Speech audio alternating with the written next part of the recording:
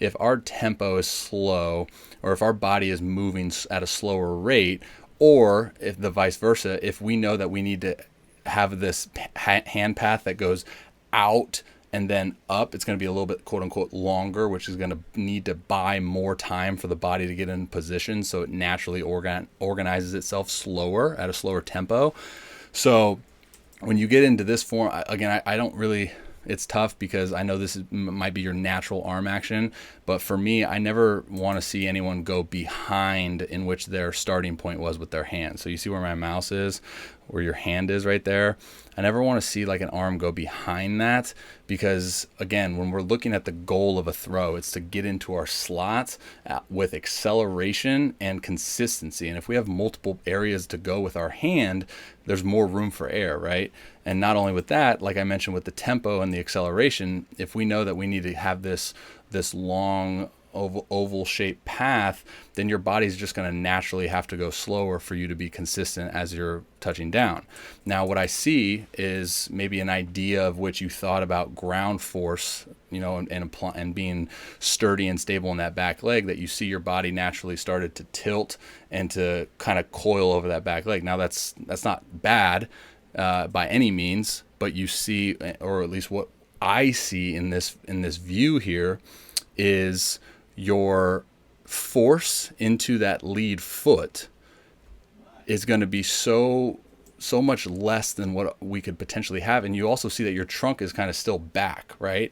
So now we're kind of breaking down our energy transfer. We're not fully producing or transferring as much force up through the kinetic chain. And so now with your trunk still kind of tilted back at full front foot strike, you're going to see that now when you go into your trunk rotation, the arm's going to drag a little bit behind, not terrible to be honest, but then as you go into your throw, you can see at ball release, there's no extension, right? Your shoulders are together. We want extension. We want force into the front foot, and your chest, we want that over that lead knee. And I know your slot is gonna be dependent on a lot of this, but you can just see that since your tempo is decreased in the initial phase of the delivery, when you came down to front foot strike, you didn't have a whole lot of force to be into your front foot. Now, this could be a hip capacity issue. I'm just going to speak from the exact delivery component of it. But as you anchor down, now there's a whole lot of area to cover as you go into your throw as far as extension goes. So that's the capacity of extension you have. So for me, now that's a good finish, that's fine. Now for me, I look at it like the initial phase. Okay, now this is where I'll bring in Garrett Crochet. Gosh, I suck at pronouncing his name. But just know, and again, I'm not saying to move exactly like him. I just want you to show, or I want to show you what he does so well.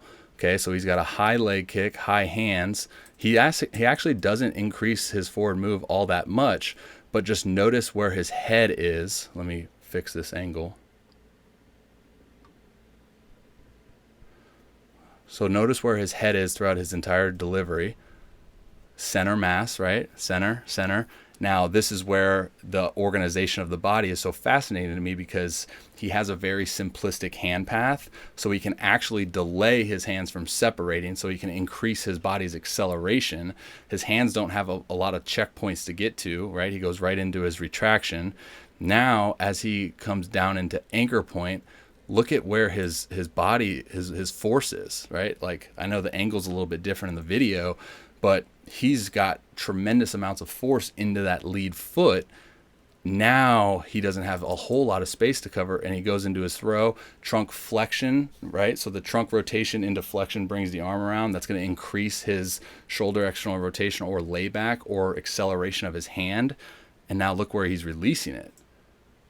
Right. And again, I know you guys have different slots, right? I'm not looking at so much the slot. I'm strictly looking at the way he leverages his arm by use of his body. Now, this is where I believe that we can do a better job with our hand path, because if our hand path has less checkpoints to go to and it's more connected with our body, then we can increase our body's acceleration, knowing that our arm's not going to drag behind and knowing that our hand's going to be right there along for the ride.